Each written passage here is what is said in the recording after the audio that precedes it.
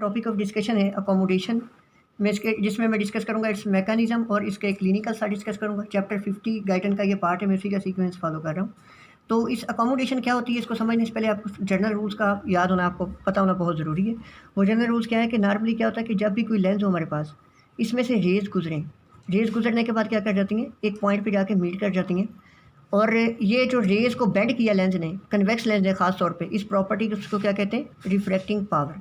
और जिस पॉइंट पे मीट करती हैं इसको कैपिटल एफ से ज़ाहिर करते हैं, इसको कहते हैं प्रिंसिपल फोकस। और लेंस के सेंटर और इस प्रिंसिपल फोकस तक का जो डिस्टेंस होता है इसको कहते हैं फोकल लेंथ, या जिसको एफ से ज़ाहिर किया जाता है। अब जनरल रूल आपने क्या याद रखना है कि जब भी कभी होगा हमारे पास लेंस मोटा सारा, तो आप यूँ समझ लें कि एक मोटा सारा हेल्दी पर्सन जो है वो ज़्यादा काम कर सकता है। तो इसमें जो रेज़ गुजरेंगी वो गुजरने के बाद फौरी मीट कर जाएंगी, नज़दीक ही जल्दी से मीट करवा देगा उनको। तो इसका मतलब जब जल्दी से मीट करवा गए तो distance between the centre of the lens और जो फोकल पॉइंट है जहाँ पे रेज मीट की है वो थोड़ा है। तो इसका मतलब फोकल लेंथ थिक लेंस की क्या हो गई, कम हो गई। अगर यही लेंस होता है थिन, ये देखें लंबा सा लंबूतरा सा लेंस होता है, तो अब क्या होता है कि इसको जो रेज मिलती हैं, क्योंकि ये फीबल सा है बेचारा, काम नहीं कर सकता, तो क्या होता है जो रेज इससे गुजरेंगी, ये गुजरने के बाद काफ़ी डिस्टेंस के बाद जाके फोकस होंगी। इसका मतलब क्या है कि अब डिस्टेंस जो है सेंटर ऑफ द लेंस और प्रिंसिपल फोकस के दरमियान बढ़ जाएगा और फोकल लेंथ क्या हो जाएगी, ज़्यादा हो जाएगी। थिक लेंस की क्योंकि जो वर्क करने की सलाहियत ज़्यादा थी, रिफ्रैक्टिंग पावर ज़्यादा थी, इसलिए उसकी फोकल लेंथ क्या थी, कम थी, और इसकी रिफ्रैक्टिंग पावर क्या थी, ज़्यादा थी। जबकि जो थिन लेंस था इसने रेज़ को, इसकी रिफ्रैक्टिंग पावर कम थी, रेज़ दूर जाके मीट हुई हैं, इसी वजह से क्या हो गई, इसकी पावर जो क्या थी, कम थी, जबकि फोकल लेंथ क्या थी, इसकी ज़्यादा थी। और दूसरा बहुत ही इंपॉर्टेंट रूल जो आपने याद रखना है कि लेट्स सपोज कि मेरे पास कोई भी लेंस पड़ा हुआ है, अगर मैं ऑब्जेक्ट जो है जिसका इमेज लेंस में से गुजरने के बाद रेज़ ने बनाना है, उसको बिल्कुल इसके करीब रख दूँ ना, तो रेज़ निकलने के बाद क्या करेंगी, जल्दी से मीट कर जाएंगी। यानी कि जब भी आपने याद रख लेना है कि ऑब्जेक्ट को लेंस के करीब रखेंगे, जो ऑब्जेक्ट का डिस्टेंस है, अगर मैं उसको कहूँ p, तो ये फोकल लेंथ है, तो आप यूँ समझ लें कि जो ऑब्जेक्ट का डिस्टेंस है it is directly proportional to the focal length. यानी कि जितना मैं ऑब्जेक्ट को लेंस से दूर रखूँगा, आप देखें यहाँ से लेंस से दूर रखा है ऑब्जेक्ट को, तो इससे रेज़ निकलने वाली दूर जाके मीट की हैं। इसका मतलब क्या है कि जो ऑब्जेक्ट का डिस्टेंस है लेंस से, वो डायरेक्टली प्रोपोर्शनल किसके, फोकल लेंथ के। आपने ये जर्नल रूल जो है बहुत ही इंपॉर्टेंट है, आपने इस रूल को बहुत इंपॉर्टेंट अच्छे तरीके से याद रखना है अगर आपने अकोमोडेशन का मैकेनिज्म समझना है। तो अभी तक मैंने आपको जो जर्नल रूल बताएं उनके मुताबिक क्या डिसाइड हो गया कि जो भी कोई भी थिकनेस होगी लेंस की, कोई भी लेंस जो थिक होगा, जैसे मैंने अभी आपको ये ऊपर वाला लेंस दिखाया कि ये थिक लेंस था, तो वो जल्दी रेज़ को बेंड कर देगा, इसकी रिफ्लेक्टिंग पावर ज़्यादा होगी। थिकनेस जो होती है लेंस की, it is directly proportional to the power and inversely proportional to the focal length. आपको ये बात बहुत अच्छे से पता होनी चाहिए, अकोमोडेशन का मैकेनिज्म को समझना है अगर आपने। तो पहला रूल आपने ये ज़हन में बिठा लेना है। और दूसरी बात आपने क्या ज़हन में बिठानी, वो ये कि जो distance of object from lens होता है ना, ये डायरेक्टली प्रोपोर्शनल होता है किसके, फोकल लेंथ के। यानी कि जितना आप उसको करीब रखेंगे फोकल लेंथ उतनी कम चाहिए, जितना उसको आप दूर रखेंगे लेंस से तो फोकल लेंथ उतनी क्या हो जाएगी, ज़्यादा हो जाएगी। अब इन्हीं दो जो रूल्स मैंने आपको जर्नल लिख दिए हैं, इन्हीं रूल्स की रोशनी में अगर हम देखें कि जब हमारी आई ने, हम किसी भी विजुअल फील्ड में देख रहे होते हैं हम, तो अब ऐसे तो नहीं है कि हम सिर्फ करीब के ऑब्जेक्ट को देखें या दूर के देखें, हम करीब के ऑब्जेक्ट्स को भी देख सकते हैं, दूर के ऑब्जेक्ट्स को भी देख सकते हैं।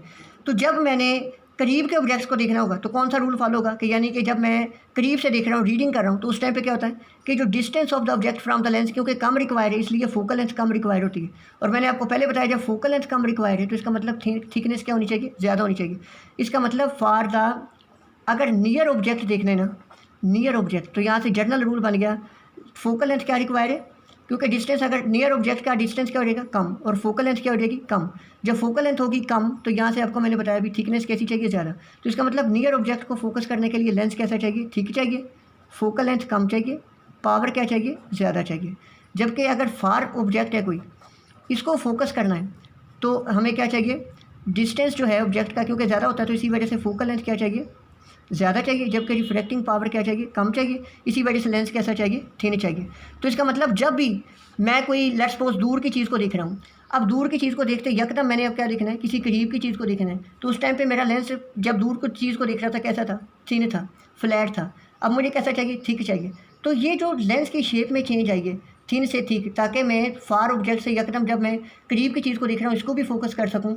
तो ये लेंस हमारा एडॉप्ट कर रहा है, अकोमोडेट कर रहा है हमारी देखने के लिए, ताकि दूर की चीज़ को भी फोकस कर लें, नज़दीक की चीज़ को भी फोकस कर लें। और हुआ कैसे? By changing the shape of the lens.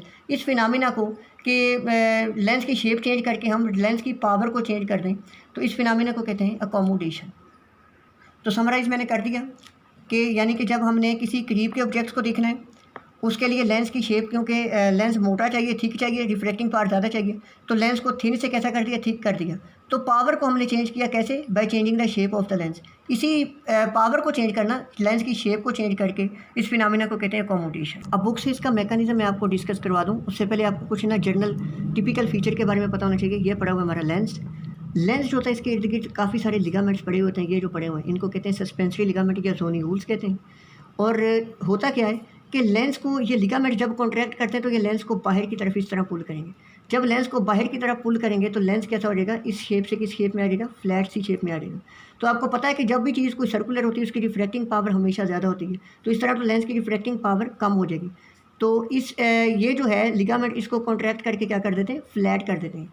तो इस फ्लैटनेस को, लेंस की को हमने कम करके दोबारा इसको सर्कुलर शेप में वापस लाना होता है। और ये वापस कैसे लाते हैं? ये वापस लाते हैं due to the contraction of the muscle. अब ये लिगामेंट कॉन्ट्रैक्ट करें ना, तो ये लेंस को बाहर को पुल करने की कोशिश करेंगे, यानी कि इसको सर्कुलर से कैसा बनाने की कोशिश करेंगे? फ्लैट। तो हमने क्या करना है? लिगामेंट्स का लेंस के ऊपर पुल कम करना है ताकि ये दोबारा सर्कुलर आ जाए और रिफ्रैक्टिंग पावर बढ़ जाए। तो ये किस कॉन्ट्रैक्शन ऑफ द मसल की वजह से होता है। ये मसल्स दो तरह के फाइबर होते हैं, कि ये जो रेड कलर के दिखाए गए ना, ये मसल है। इसके कुछ फाइबर्स होते हैं सर्कुलर फाइबर, ये देखें, ये सर्कुलर फाइबर है। और कुछ वो फाइबर होते हैं जो पेरिफेरल इंसर्शन है। ये इंसर्शन है किनकी? सस्पेंसरी लिगामेंट की। यहाँ से स्टार्ट होकर स्क्लीरोकॉर्नियल जंक्शन तक जाते हैं। इनको कहते हैं लॉन्गिट्यूडनल या मेरिडोनियल फाइबर्स कहते हैं। अब मैं आपको मैकेनिज्म समझाता हूँ। आपने बिल्कुल ईजी वे में कोई टेंशन नहीं लेनी, बस ट्रिक से याद रखना है। अब होता क्या है कि हमारा जो लेंस होता है ना, ये कप शेप स्ट्रक्चर होता है, इस तरह स्फेरिकल सा होता है। अब अंदर इसके क्या होता है? ये जो कैविटी जिसमें मैं ये पेंसिल लगाई हुई है मैंने, इसको कहते हैं, ये सारा होता है फ्लूइड इसमें भरा हुआ। अंदर होता है प्रोटीनेशियस फ्लूइड, और बाहर के जो मैंने फिंगर से एक कप सा बनाया हुआ है, ये क्या? ये कैप्सूल होता है, इलास्टिक कैप्सूल। बिल्कुल इस तरह जैसे आपको ये सेंटर में दिखाया गया, ये लेंस पड़ा हुआ है। अब होता क्या है कि नॉर्मली अगर कोई चीज़ इलास्टिक है, लेट्स सपोज ये मेरी फिंगर अगर इलास्टिक है, इसको मैं फ्रीली छोड़ूँ तो ये खुद ब खुद वापस आके ये शेप इख्तियार कर लेंगे। इसका मतलब नॉर्मली क्या होता है कि जो capsule, elastic capsule of the lens होता है ना, ये इलास्टिक होता है, इसी वजह से रिट्रैक्ट रहता है और लेंस की शेप रहती है स्फेरिकल, जब तक कि बाहर से इस पर कोई फोर्स ना लगे। लेकिन अगर बाहर से इस पर फोर्स लगे, लेट्स सपोज ये लेंस है, ये लेंस का इलास्टिक कैप्सूल है, अंदर क्या भरा हुआ है? प्रोटीनेशियस फ्लूइड भरा हुआ है। अगर मेरी जैसे ये फिंगर है, अब ये फिंगर क्या कर रही है? इसके लेंस को बाहर की तरफ पुल कर रही है। जब ये बाहर की तरफ पुल करेगी, पहले स्फेरिकल था, तो ये फिंगर क्या है? सस्पेंसरी लिगामेंट है। सस्पेंसरी लिगामेंट बाहर को पुल करेगी तो लेंस स्फेरिकल से कैसा हो जाएगा? ऐसा हो जाएगा, ये हो जाएगी फ्लैट शेप इख्तियार कर लेगा। क्यों? लेंस की वजह, इस लिगामेंट्स के पुल की वजह से। अब अकोमोडेशन में क्या होता है? सिंपली हम ये जो लिगामेंट बाहर को इसको पुल करते हैं, इनका पुल लेंस के कैप्सूल के ऊपर ये कम कर देते हैं। ये कैसे करते हैं? लेट्स सपोज ये देखेंगे लेंस है, स्फेरिकल फॉर्म में पड़ा हुआ, और ये बाहर क्या है? ये जो मैंने शो किया हुआ है, ये क्या है? ये सस्पेंसरी लिगामेंट है, ये जो मार्कर, इसको आप यूँ समझ लें। अगर नॉर्मली ये कॉन्ट्रैक्ट करता तो इसने इसको इस तरह फ्लैट कर देना था। लेकिन अब क्या है कि इस लिगामेंट के बाहर बिल्कुल एक मसल पड़ा होता है। ये मेरा दूसरा हैंड, इसको आप समझ लें, ये मसल है। अब ये लिगामेंट पे बाहर से दबाव लगाता है, लिगामेंट अंदर की तरफ मूव करता है। अब लिगामेंट खुद बाहर मूव करता तो ये इसको बाहर इस तरीके से खींच सकता था। जब लिगामेंट पे बाहर से खुद दबाव लगेगा तो लिगामेंट क्या करेगा? इनवर्ड मूव करेगा। जब लिगामेंट इनवर्ड मूव करेगा तो ये जो इस ligament capsule of the lens था, इसको पहले बाहर खींचता था, तो अब ये खींच नहीं सकेगा, जिसकी वजह से क्या होगा कि पुल जो लिगामेंट का था कैप्सूल ऑफ द लेंस पे, ये कम हो जाएगा, जिसकी वजह से लेंस रिट्रैक्टेड फॉर्म में और स्फेरिकल हो जाएगा। तो इस फिनोमेना को कहते हैं अकोमोडेशन। ये तो इसी वे में मैंने आपको समझा दिया। आप यहाँ से भी देख सकते हैं, जैसे कि ये लिगामेंट है, अगर ये मसल कॉन्ट्रैक्ट करके इसको इस तरह अंदर की तरफ फोर्स लगाए, ये मसल इधर को कॉन्ट्रैक्ट करें, तो ये लिगामेंट जो पहले लेंस को बाहर खींच रहे थे, अब ये खींच नहीं सकेंगे। जैसे एक और व्यू इसका दिखाया गया, आप ये व्यू भी देख लें। अब ये क्या है? ये लेंस है, ये बाहर सारे क्या पड़े हुए हैं? रेडियल लिगामेंट जो होते हैं, सस्पेंसरी लिगामेंट, ये 70 होते हैं। ये बाहर सारा ये स्लेरी मसल दिखाया गया। जब स्लेरी मसल कॉन्ट्रैक्ट करते हैं तो ये करते हैं, ये इस तरीके से इन लिगामेंट्स को अंदर की तरफ पुल करते हैं, जिसकी वजह से जब लिगामेंट खुद ही नहीं बाहर आ सकेगा तो ये लेंस को कैसे बाहर पुल करेगा, जिसकी वजह से लेंस नॉर्मली रिट्रैक्टेड फॉर्म में रहता है, और इस फिनोमेना को कहते हैं अकोमोडेशन। अब इसके कुछ क्लिनिकल बता दूं। नॉर्मली होता क्या है कि हमारी जो लेंस है ना, इसकी पावर कितनी होती है? 20 डायोप्टर होती है। तो जब इसकी अकोमोडेशन की जाती है, यानी इसको स्फेरिकल शेप में लाया जाता है, तो इसकी पावर कितनी हो जाती है? 20 डायोप्टर से कितनी हो जाती है? 34 डायोप्टर। यानी कि चिल्ड्रन में कितनी अकोमोडेशन हो सकती है? 14 डायोप्टर की पावर को बढ़ाया जा सकता है। जैसे एज 40 से 45 की होती है तो इस एज में क्या होता है, सिर्फ 2 डायोप्टर लेंस की, क्योंकि शेप जो है उसकी प्रोटीन डीनेचर होने शुरू हो जाती है, तो सिर्फ अकोमोडेशन 2 डायोप्टर की होती है। और जब एज हो जाती है 70 प्लस तो इस टाइम पे 0 डायोप्टर की जो है वो अकोमोडेशन होती है, यानी अकोमोडेशन यूँ समझ लें आप बिल्कुल नहीं होती। अब होगा क्या कि जब अकोमोडेशन नहीं होती इस कंडीशन को कहते हैं प्रेस बायोपिया। अब नॉर्मली क्या था कि जब हमारे पास ऑब्जेक्ट कोई दूर से करीब आता था, दूर की चीज़ से हम करीब की चीज़ को फोकस करते थे, तो क्या होता था कि हमारा लेंस इस फॉर्म से, ये फ्लैट फॉर्म से किस फॉर्म में थिक होना शुरू हो जाता था। और जब हम करीब की चीज़ से दूर की चीज़ पे जाते थे तो लेंस थिक से थिन होना शुरू हो जाता था। जब लेंस टोटली नॉन अकोमोडेटिंग हो गया है, यानी कि एज 70 प्लस है, तो क्या हो गया है, प्रोग्रेसिव चेंजेस हैं जिसकी वजह से लेंस की प्रोटीन डीनेचर हो गई।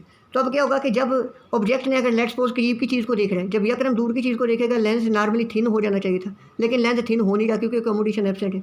या करीब की चीज़ को, दूर की चीज़ को देखता है, यकदम करीब की चीज़ को देखने की कोशिश करेगा तो लेंस थिक होना चाहिए था, लेकिन थिक नहीं होता क्योंकि अकोमोडेशन ही नहीं। तो इसका मतलब एक फिक्स डिस्टेंस पे तो ऑब्जेक्ट को देख सकेगा, लेकिन फार और दूर की चीज़ जब फोकस बदलेगा, मतलब यकदम दूर की चीज़ से करीब की से दूर की चीज़ तो पर्सन नहीं देख सकेगा। इसको कहते हैं प्रेस बायोपिया।